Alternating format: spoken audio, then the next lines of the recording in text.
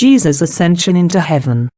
On the night before his wonderful ascension, I saw Jesus in the inner hall of the house of the Last Supper with the Blessed Virgin and the 11. The disciples and the holy women were praying in the side halls. In the supper room the communion table was standing under the lighted lamp, and on it the paschal bread and chalice. The apostles were in their robes of ceremony. The Blessed Virgin was opposite Jesus who, as on Maundy Thursday, was consecrating bread and wine. I saw the Blessed Sacrament entering the mouths of the apostles in the form of Alemina's body, and Jesus' words at the consecration of the wine flowing into the chalice like a stream of red light. During the last days, Magdalene, Martha, and Mary Cleopas received the Blessed Sacrament. Toward morning, Matins was solemnly recited as usual under the lamp. Jesus again imparted to Peter jurisdiction over the others, again laid upon him the mantle of which I have spoken, and repeated what he had said on the mountain by the Sea of Tiberias. He gave some instructions also on baptism and the blessing of water. During Matins and the instructions, I saw 17 of the most confidential disciples standing in the hall behind the Blessed Virgin. Before leaving the house, Jesus presented the Blessed Virgin to the apostles and disciples as their mother, their mediatrix, and their advocate, and she bestowed upon Peter and all the rest her blessing, which they received bowing very low. At that instant I beheld Mary raised upon a throne, a sky-blue mantle around her, a crown upon her head. This was symbolical of her dignity as Queen of Mercy. The day of the Ascension. At dawn of day Jesus left the house of the Last Supper with the 11. The Blessed Virgin followed them closely. The disciples, at some little distance. They passed through the streets of Jerusalem where all was quiet, the inhabitants still buried in sleep. At each moment the Lord became more earnest, more rapid in speech and action. On the preceding evening he appeared to me much more sympathetic in his words to his followers. I recognized the route that they took as that of the Palm Sunday procession. I saw that Jesus went with them over all the paths trodden by him during his passion, in order to inspire them by his teachings and admonitions with a lively appreciation of the fulfillment of the promise.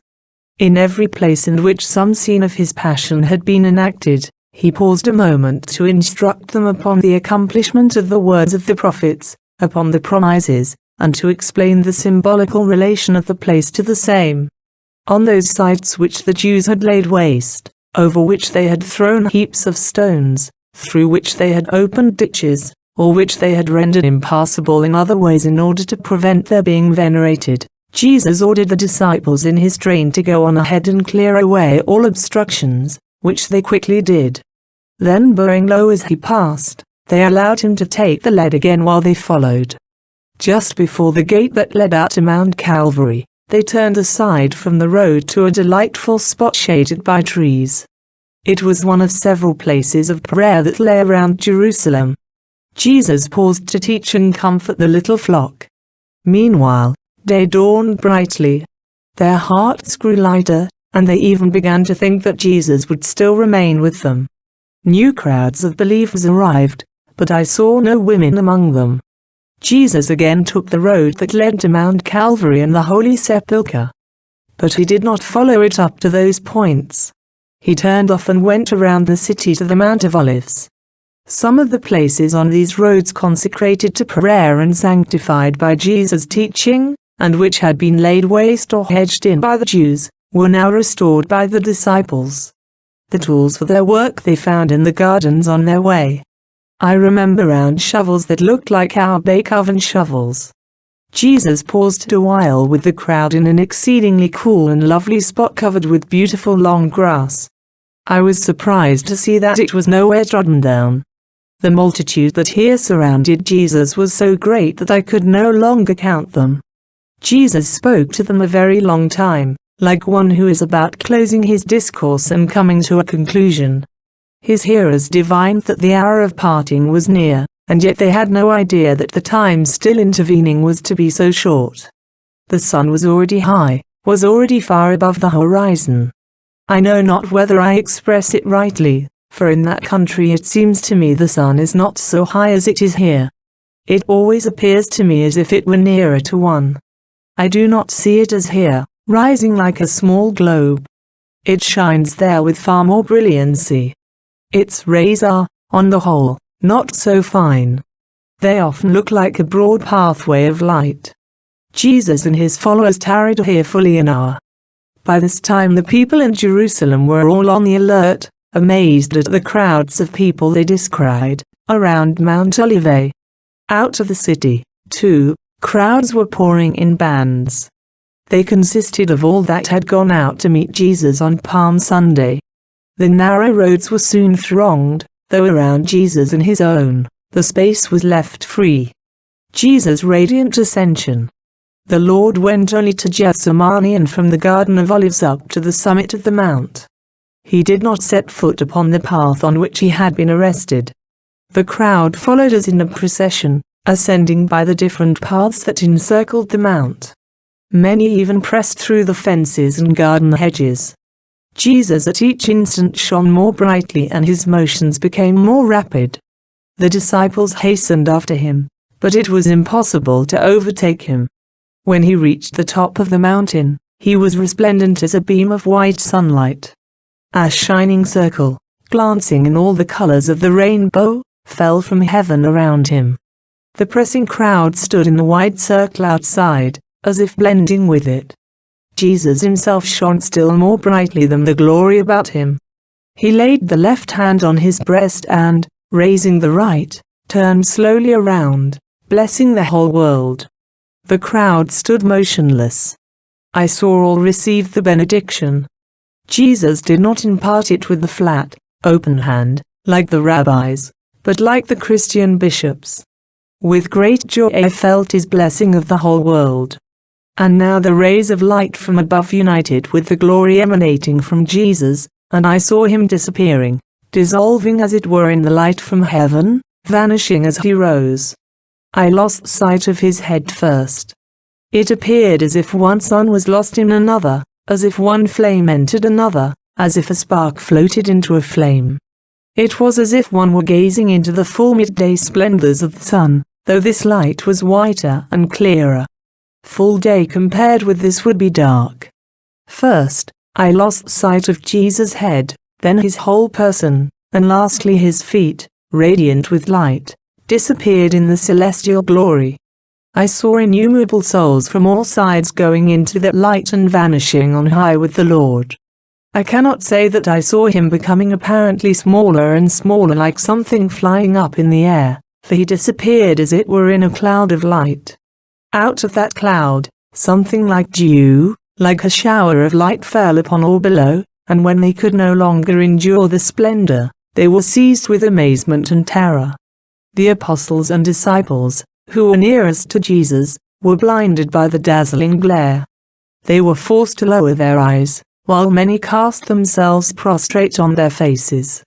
The Blessed Virgin was standing close behind them and gazing calmly straight ahead.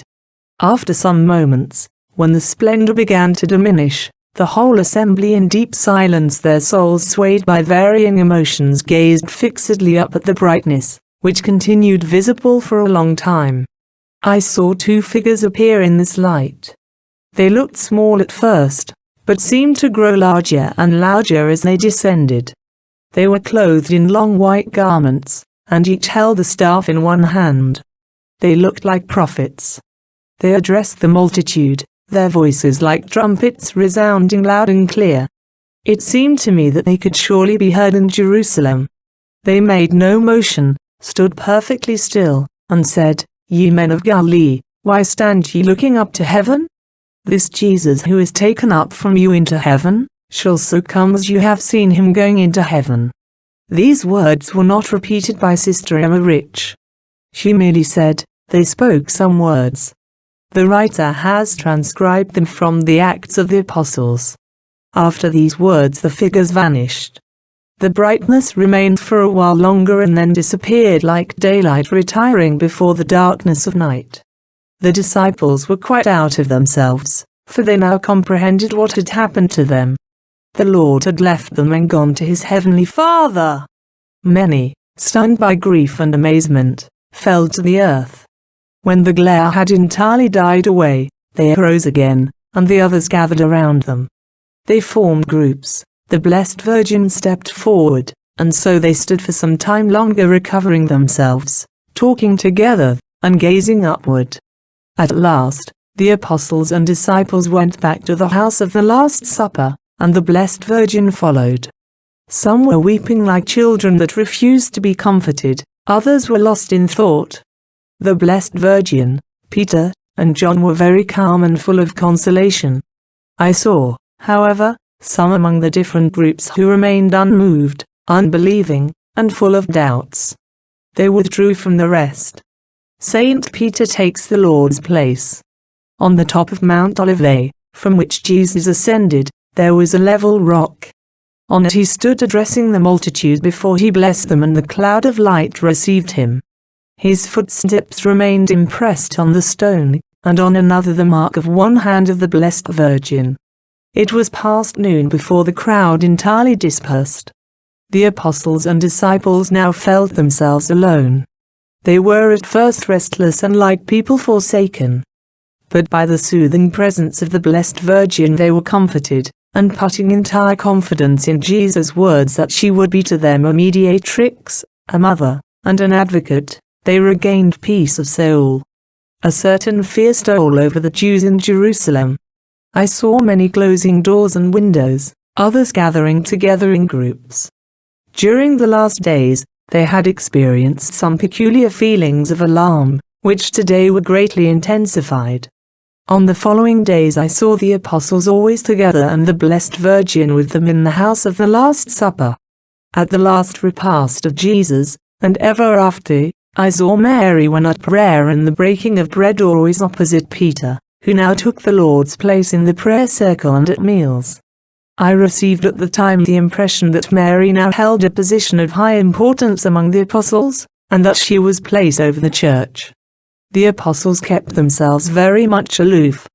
I saw no one out of the great crowd of Jesus' followers going to them into the house of the Last Supper.